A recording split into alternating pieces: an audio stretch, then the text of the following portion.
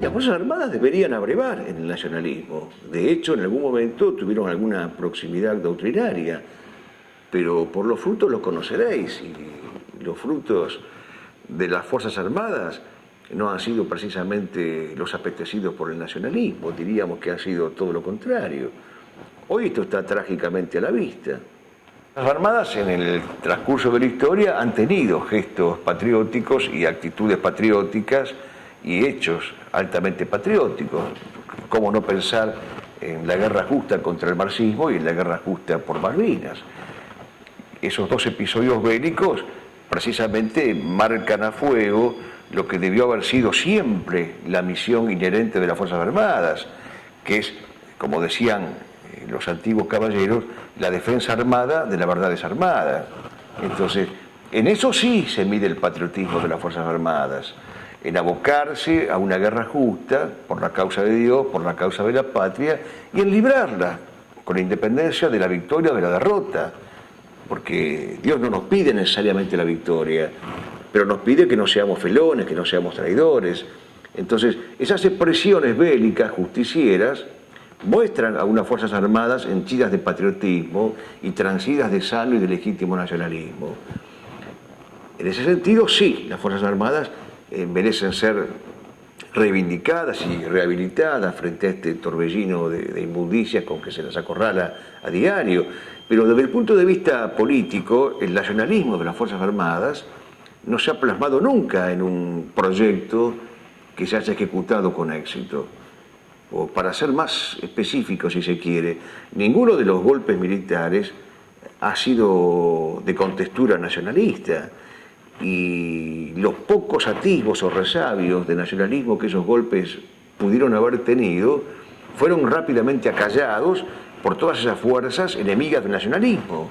El caso más paradigmático, por volver al tema anterior, es el del peronismo. Lo primero que hace Perón es firmar las actas de Chapultepec, es decir, traicionar a la causa del nacionalismo.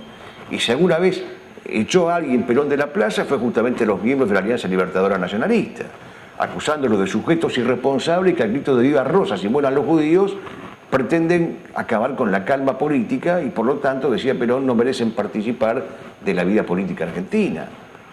Entonces, es una sucesividad de defecciones, de deserciones y de traiciones. Basta que aparezca alguna sombra, algún resto, algún vestigio de nacionalismo en un proyecto político para que quieran acallarlo. Es el mismo anhelo que nos lleva a nosotros a querer acallar a los enemigos de Dios y de la patria. Es una cuestión de reciprocidad. De supervivencia. Y bueno, nosotros somos los testigos insobornables de la verdad, los testigos insobornables del bien, y por lo tanto, ¿por qué nos van a permitir que vivamos? Esto es lo que dice Piper cuando, siguiendo a Santo Tomás, enseña que el que ama le dice al amado, es bueno que existas. O sea, busca la afirmación del amado. Y el que odia le dice al odiado, es malo que existas, por lo tanto no quiero que existas. Es más, se le niega la existencia ya como rango ontológico. Esta clase de gente no debe existir. Entonces nosotros no tenemos que existir para ellos. Y mal que les pese, seguimos existiendo a pesar de tantas persecuciones que son tenaces y que son crueles, pero que no han logrado doblegarnos. Teológico, no es un problema racial.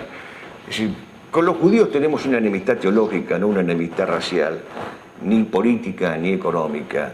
Y esta enemistad teológica es consecuencia de la condición de deicida del judaísmo.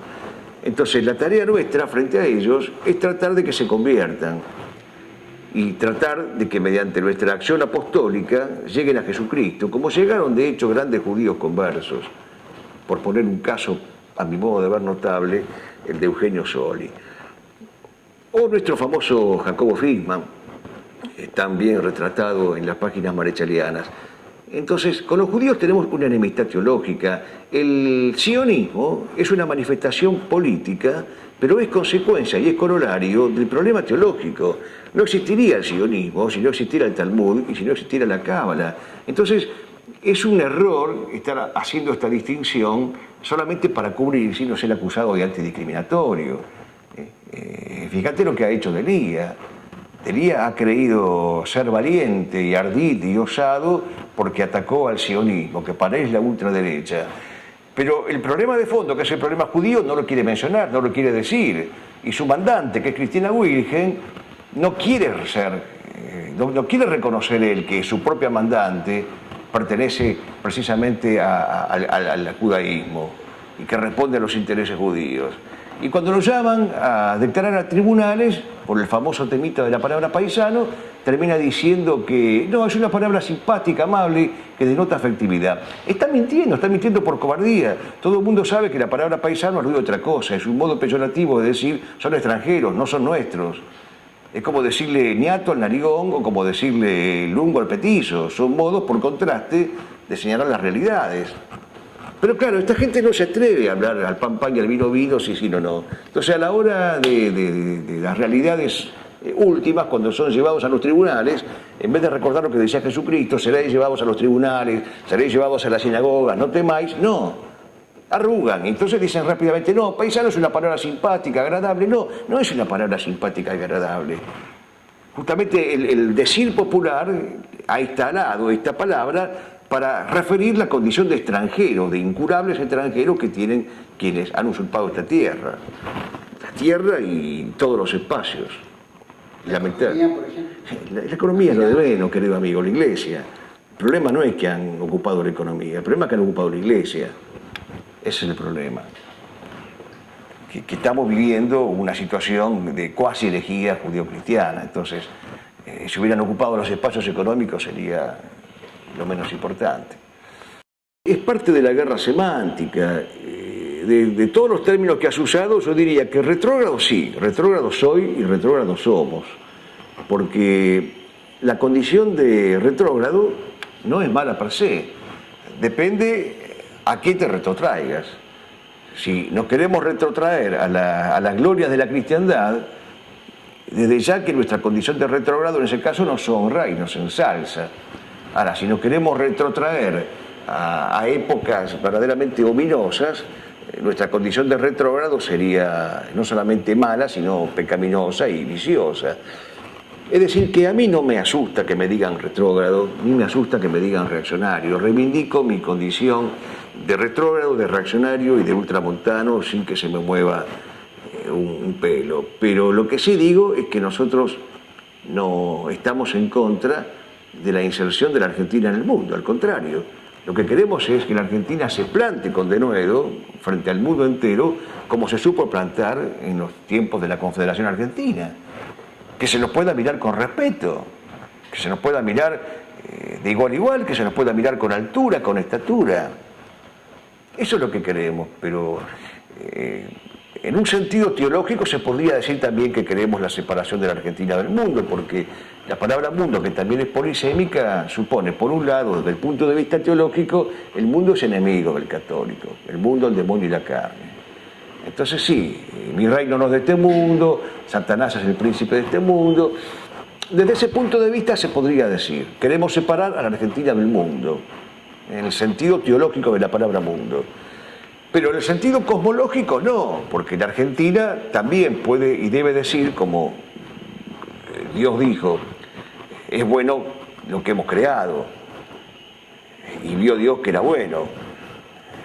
Entonces, evidentemente hay una concepción cosmológica del mundo contra la cual nada tenemos. Si la inserción de la Argentina en el orden de las naciones y en el contexto general de las naciones, eso no puede tener nada de malo.